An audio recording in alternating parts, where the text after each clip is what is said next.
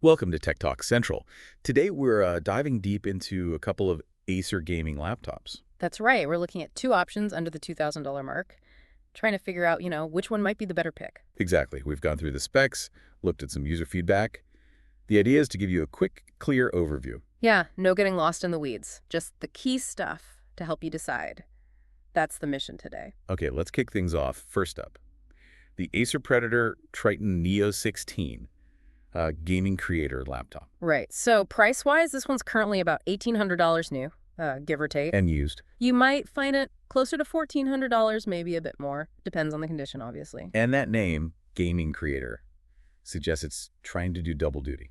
Totally. It's not just pitched at gamers.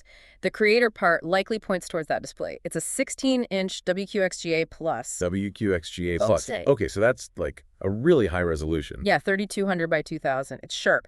Plus, it's an IPS panel, 165 hertz refresh rate, and it's Kalman verified. Kalman verified, so colors should be pretty accurate. For photo or video work. Exactly. That's the idea. Good for creators, but that 165 hertz is great for smooth gaming, too. And under the hood, what's powering it? It's got one of Intel's newer chips, the Core Ultra 9 185H. Its build is AI-powered. Okay. And graphics? NVIDIA GeForce RTX 4070 with 8 gigs of dedicated VRAM. A 4070. That's pretty capable for this price point, right? Should handle demanding games and creative apps. Yeah, it's a solid upper mid-range GPU, definitely powerful enough for 1440p or even pushing that higher native resolution in many titles. Maybe not always at max settings, but still strong. And RAM and storage. Specs list 32 GB of LPDDR5X RAM, which is fast memory, great for multitasking, and a 1 TB PCIe Gen 4 SSD. So fast loading times, too. Okay, 32 gigs sounds good. Any other interesting features? Yeah, quite a few quality of life things. Fingerprint reader, backlit keyboard. It's 3-zone RGB, customizable. Nice touch. Micro SD card reader, too, which creators might appreciate. Then you've got the latest Wi-Fi 6E, Bluetooth 5.3. Standard stuff, but good to have the latest. Right. And DTSX, ultra audio.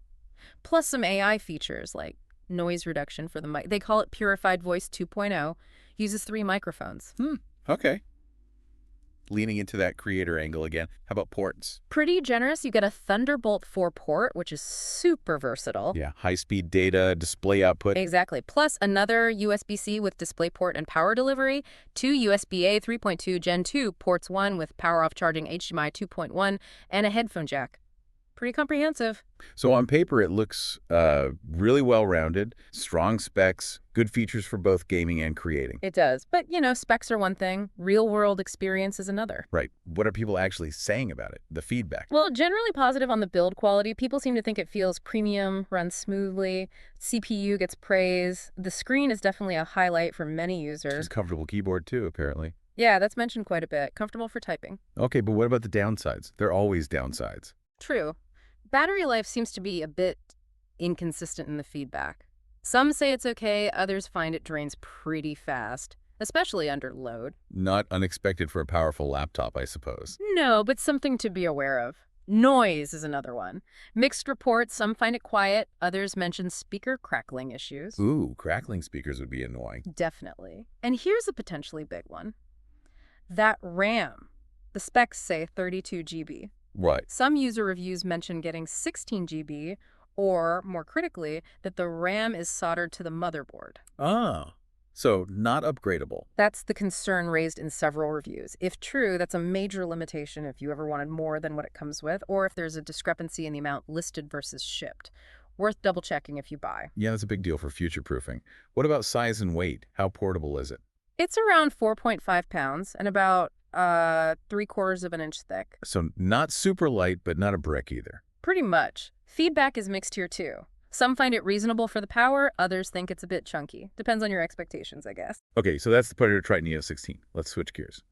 The other option, Acer Nitro V, specifically the ANV 155192XK model. Right. And this one's definitely more budget-friendly. Currently around $1,280 new. Sometimes you see deals. Used, maybe closer to $1,050. So a significant price difference. What are the key specs here? Main difference is probably the display. It's a 15.6-inch Full HD, so 1920 by 1080, but it has a 144 hertz refresh rate. Okay, so lower resolution than the Triton Neo, but still a high refresh rate for gaming. Exactly. Prioritizing smoothness for fast-paced games over pixel density. More of a pure gaming focus, maybe? And the processor and graphics, how do they compare? It's got an Intel Core i9-13900H processor, so still a very powerful chip just from the previous generation compared to the Ultra 9. And graphics are handled by an NVIDIA GeForce RTX 4060, also with 8 GB of VRAM. An RTX 4060. So a step down from the 4070 and the Triton Neo, but still very capable for 1080p gaming. Absolutely. The 4060 is a great card for 1080p high refresh rate gaming. Should handle most modern titles very well at that resolution. RAM and storage on the Nitro V. It also comes with 32 GB of RAM, but this time it's DDR5, and a 1 TB PCIe Gen 4 SSD. Okay, 32 gigs again. Is this one upgradable? Good question. The specs mention 2 DDR5 slots, maxing out at 32 GB, so it seems like it comes maxed out, but the fact that there are slots suggests the modules aren't soldered, unlike the potential issue with the Triton Neo. Okay. And storage. Also a plus here, it has 2 PCIe M.2 slots, so you could potentially add a second SSD later if you need more space. That's good flexibility. Definitely. Any other notable features for the Nitro V? Backlit keyboard, though maybe not as fancy as the Triton's RGB, Wi-Fi 6, gigabit Ethernet, so wired connection is an option. Always good for stable online gaming. Yep. And it also has AI noise reduction, Acer's Purified View and Purified Voice, plus the NitroSense utility app. What does NitroSense do? Lets you monitor temperatures, fan speeds, adjust performance modes, customize keyboard lighting if applicable. Pretty standard gaming laptop control software. Gotcha. Ports. Also pretty solid. You get a USB-C that supports Thunderbolt 4, DisplayPort, and charging.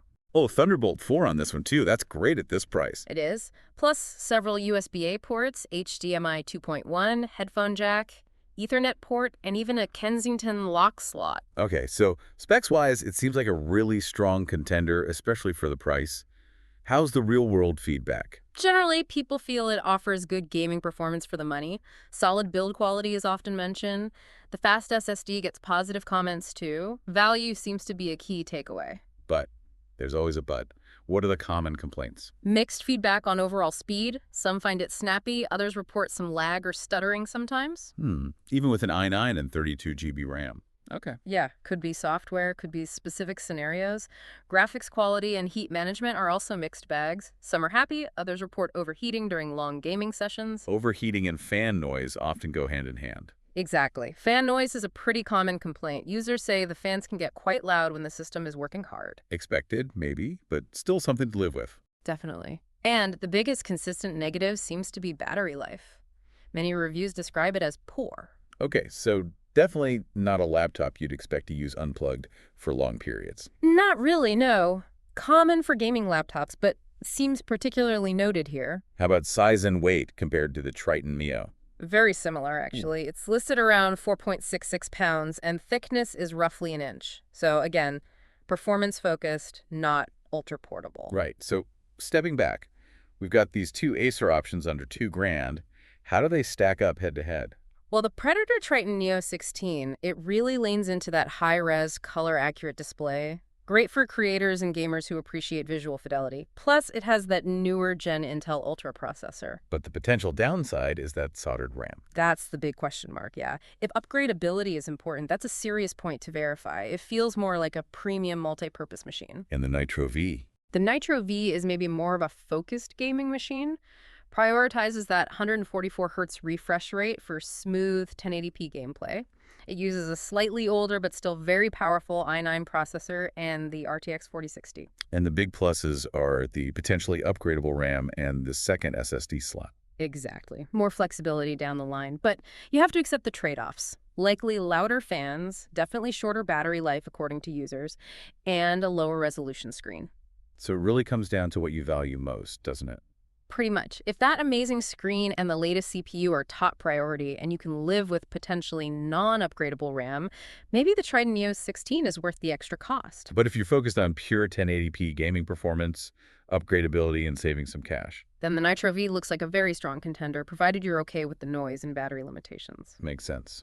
So two compelling options, but with different strengths and weaknesses. Definitely. Both offer a lot of performance for under $2,000, just tailored slightly differently.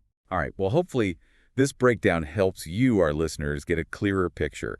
To find the latest prices and deals on these laptops, be sure to check out the links we'll put in the description below. Yeah, prices can change, so definitely worth checking those links. And if you found this deep dive useful, please do subscribe to our channel, Tech Talk Central, for more tech insights and reviews. And maybe a final thought to leave folks with: thinking about your own use case, beyond just specs.